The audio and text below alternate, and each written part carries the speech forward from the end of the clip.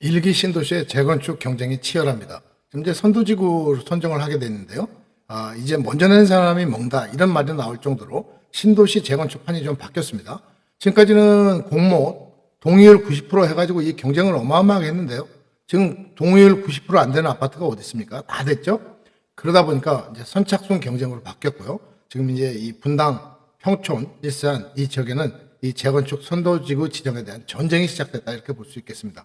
따라서 지금부터는 조합의 결속력이라든가 또 추진력이 굉장히 중요한 이런 입장이 되었습니다. 제도의 핵심 변화를 보면 공모 방식이요, 주민 주도 제한 방식과 지자체 자율 판단 방식으로 전환이 됐다 이렇게 볼 수 있겠습니다. 지금까지 이제 공모를 하다 보니까 지나친 과일 경쟁이 있었고요.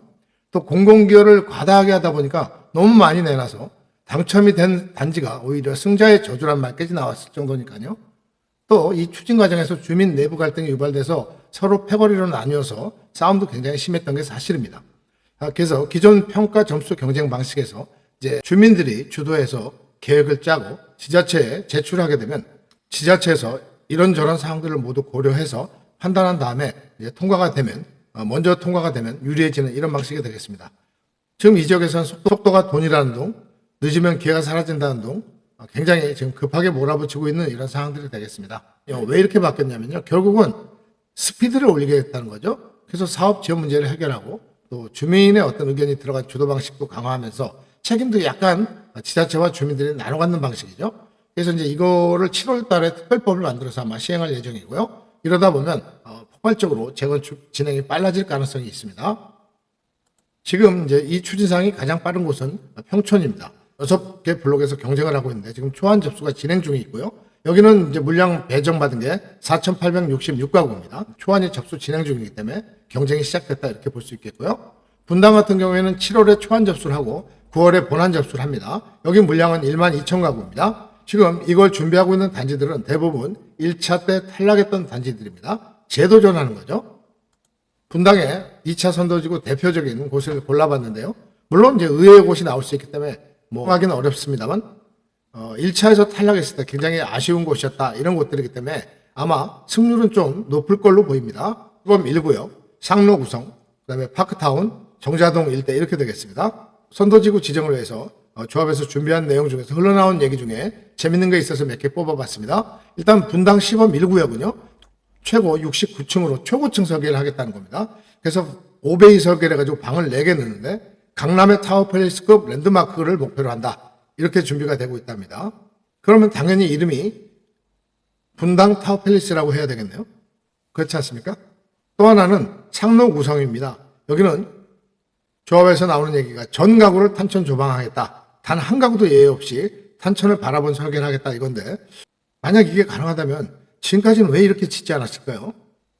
저는 좀 의문이 듭니다만 어쨌든 이렇게 추진한다고도 합니다. 일산 같은 데는 한 25,000가구가 되는데요. 여기도 그 경쟁이 치열할 수밖에 없습니다. 후곡마을이라든가 문천, 강촌 이런 곳이 이제 경쟁을 하고 있습니다. 여기는 규모도 크지만 또 경쟁도 굉장히 치열할 걸로 보입니다. 다만 일산은 분담금 문제가 좀 있을 걸로 보입니다. 왜냐하면요. 지금 시세 기준으로 본다면 재건축을 한다고 했을 때 분당의 주민들은 분담금을 내는 게 아니라 일부 단지에서는 돌려받을 수도 있다. 이런 얘기까지 나올 만큼 분담금에 대한 걱정이 별로 없는 곳이거든요. 얼마 전에 정자동에서도 26억 정도의 34평을 분양했는데도 사람들이 많이 몰리지 않았습니까? 결국 시점이 이 시점이 된다면 예를 들어서 30억이 된다면 분담금을 내는 게 아니라 오히려 돌려받을 수 있는 상황이 올지도 모르겠습니다. 그렇지만 평촌 같은 데는 아마 분담금을 낼지 말지 좀 애매한 정도의 수준이라고 볼 수 있는데 이산 같은 경우에는 분양했을 때 분양가를 얼마나 할지 모르겠습니다만 지금 현재 상황에서 보면 분담금 문제가 큰 걸림돌이 되지 않을까 개인적으로 그렇게 생각을 합니다. 결국 이제 이런 제도를 시행하는 건요. 지자체의 권한을 강화하겠다는 겁니다. 지금까지 중앙정부에서 하던 걸 지자체한테 권한을 이임시키면서 또 통과되는 것도 중요한데요. 지자체에서 전체적인 걸 봐야 되지 않겠습니까?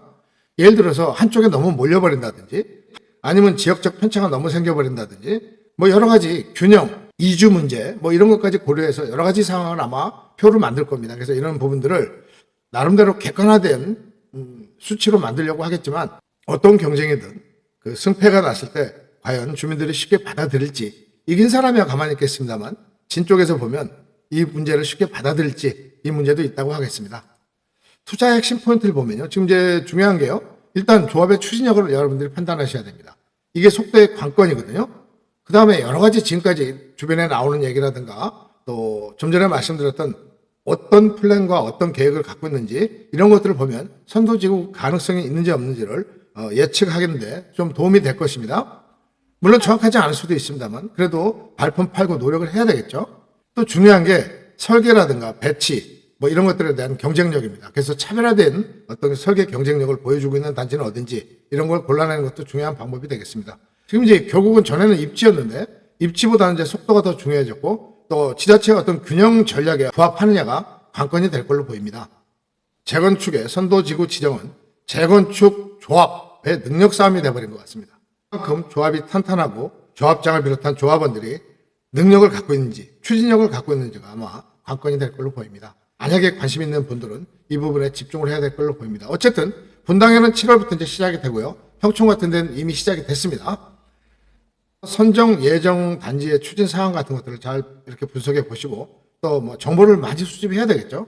만약 정보가 수집돼서 믿을만하다 싶으면 선제적으로 진입하는 게 지정 이후에 진입하는 거하고는 최소한도 1억 이상은 차이가 날 걸로 보이기 때문에 여러분들의 판단이 중요한 시점이다. 이렇게 말씀드릴 수 있겠습니다.